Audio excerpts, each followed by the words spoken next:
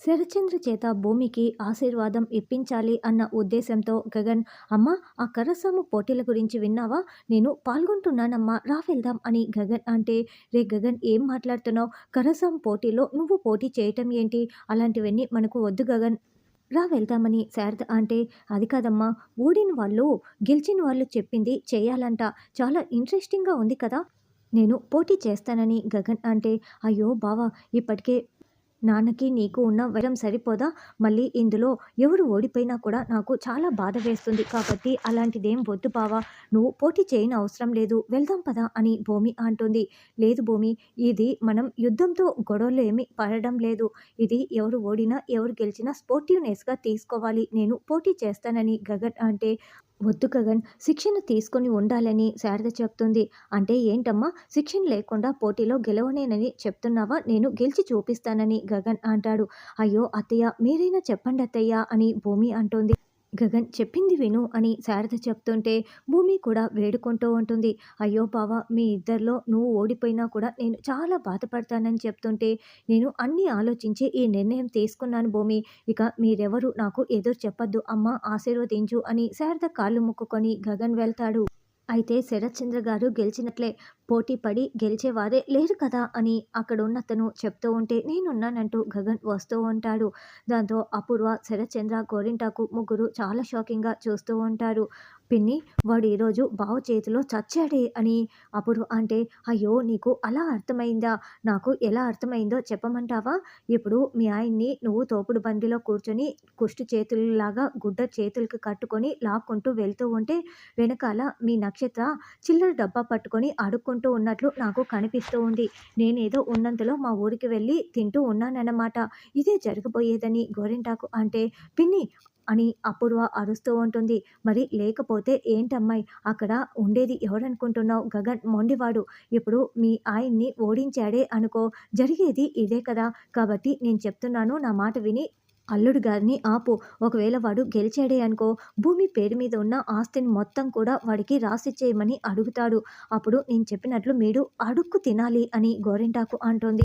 గగన్ చేతికి ఒక agreement paper ఇవ్వటంతో ఏంటిది అని ప్రశ్నిస్తూ ఉంటాడు.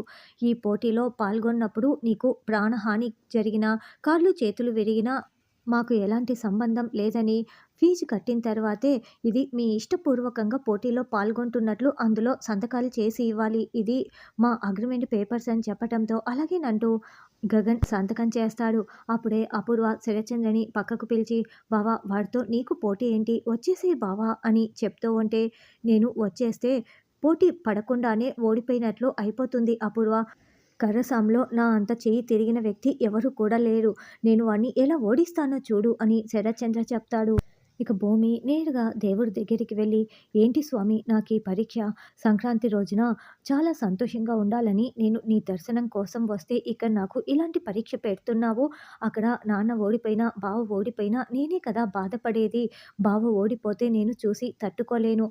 ఈ పోటీని అర్ధాంతరంగా ఆపేసి నాకు మనశ్శాంతిని ఇవ్వు అని భూమి వేడుకుంటూ వెనక్కి తిరిగి చూస్తుంది. అప్పుడే అపూర్వ, గోరింటాకు అక్కడికి వచ్చి ఉంటారు. చూసావా పిన్ని, బావ ఓడిపోవాలి, కట్టుకున్న భర్తే గెలవాలని ఈ భూమి ఎలా వేడుకుంటోందో అని గోరింటాకు అంటే, మీకు దండం పెడతాను, నేను ముందే చాలా బాధపడుతున్నాను, ఆవేదనతో ఉన్నాను, ఇంకా మీరు కాకుల్లా నన్ను పొడుచుకు తినకండి అని భూమి ఏడుస్తూ దండం పెడుతూ ఉంటుంది. లేకపోతే ఏంటి భూమి, నేను చెప్తున్నది నిజమే కదా, నువ్వెందుకు అంతలా బాధపడుతున్నావు? ఏ ఆడదైనా కట్టుకున్న భర్తే గెలవాలని కోరుకుంటుంది, నువ్వు కూడా అదే కదా కోరుకున్నావు అని అప్పుడు అంటే, లేదు నేను అలా కోరుకోలేదు అని భూమి అంటే, ఇంకేం కోరుకున్నావు ఏంటి?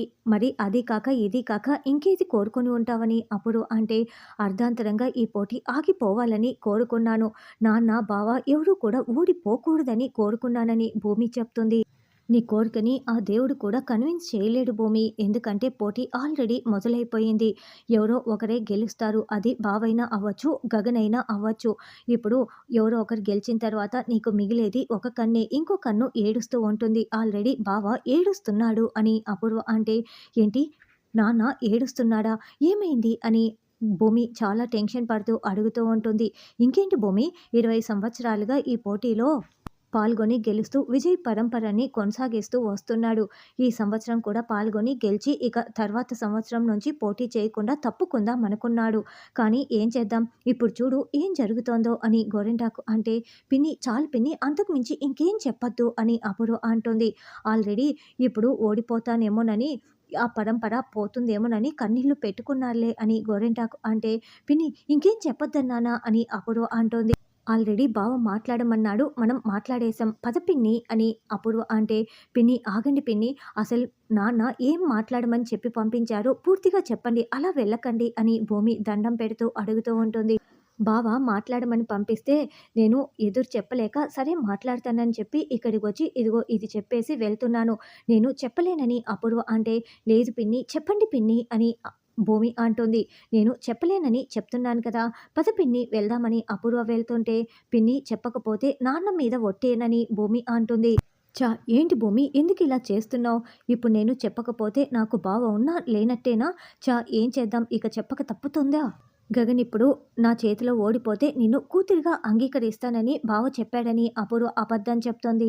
అంతేనా, 2 కుటుంబాలు కలిసిపోతాయని కూడా చెప్పాడు కదమ్మాయి అని గోరింటాకు అంటే, పిన్ని అని అపూర్వ అరుస్తూ ఉంటుంది. అంటే ఎలాగూ సగం నిజం చెప్పేశావు కదా, ఇంకో సగం చెప్పకుండా ఎందుకని చెప్పేశాను అంతేనని గోరింటాకు అంటుంది. నిజమా, నన్ను కూతురుగా అంగీకరించి 2 కుటుంబాలు కలిసిపోతామని నాన్న చెప్పాడా అని భూమి అంటుంటే, చెప్పాడు కానీ నువ్వు మాత్రం దీనికి అస్సలు ఒప్పుకోవద్దు. ఎందుకంటే నువ్వు నా కుటుంబంతో కలిసిపోవడం నాకు ఏ మాత్రం ఇష్టం లేదు అని అపూర్వ అంటుంది. అయినా ఏ భార్య అయినా కట్టుకున్న భర్తే గెలవాలని కోరుకుంటుంది. నేను కూడా బావే గెలవాలని కోరుకుంటున్నా. కానీ నువ్వు మాత్రం మా కుటుంబంతో కలవటానికి వీల్లేదు. నువ్వు కూడా గగన్ గెలవాలనే కోరుకో అని అపూర్వ అంటే, పిన్ని నువ్వు కాస్తైనా మారు పిన్ని, మనమందరం కలిసిపోదాం పిన్ని, గగన్ బావ నాన్న చేతిలో ఓడిపోతున్నాడు, నేను మాటిస్తున్నాను పిన్ని అంటూ భూమి వెళ్తుంది. హమ్మయ్య! ఇప్పుడు చాలా సంతోషంగా ఉంది అని అపూర్వ అంటే, నేను మీ ఇంటి నుండి ఎక్కడికి వెళ్ళలేదు, మీ ఇంట్లోనే కూర్చొని తింటానింకా, ఆస్తి కూడా ఎక్కడికి పోదు అని గోరింటాకు అంటుంది. ఇక శరత్చంద్ర, గగన్ ఇద్దరూ కూడా కర్రను తిప్పుతూ ప్రాక్టీసింగ్ చేసుకుంటూ ఉంటారు.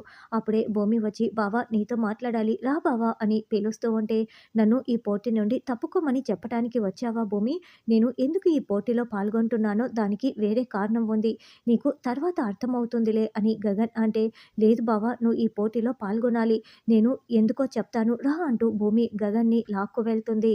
భూమి, పోటీలో పాల్గొనాలని చెప్తున్నావు, మళ్ళీ ఎందుకు ఇలా ఏదో మాట్లాడాలని తీసుకువచ్చావు అని గగన్ అంటే, బావా నువ్వు ఈ పోటీలో పాల్గొనాలి కానీ నాన్న చేతిలో ఓడిపోవాలి అని భూమి చెప్పటంతో గగన్ చాలా షాకింగ్గా, ఏంటి భూమి, ఏ భార్య అయినా భర్తని గెలిపించాలని కోరుకుంటుంది కానీ నువ్వేంటి నన్ను ఓడిపోమ్మని చెప్తున్నావు అని గగన్ అడుగుతూ ఉంటాడు. అది కాదు బావా, నేను మన మంచి కోసమే చెప్తున్నాను, గెలుపు ఓటములు అనేటివి తాత్కాలికం బావా, మనం జీవితాంతం సంతోషంగా ఉండటం కోసమే ఓడిపోమ్మని చెప్తున్నాను అని భూమి చెప్తూ ఉంటుంది. అలా భూమి వేడుకొని గగన్ని ఓడిపోమ్మని చెప్పటంతో రానున్న ఎపిసోడ్లో గగన్ తన్నులు తింటూ రక్తపు మడుగులో పడిపోయి ఓడిపోతూ ఉంటాడు.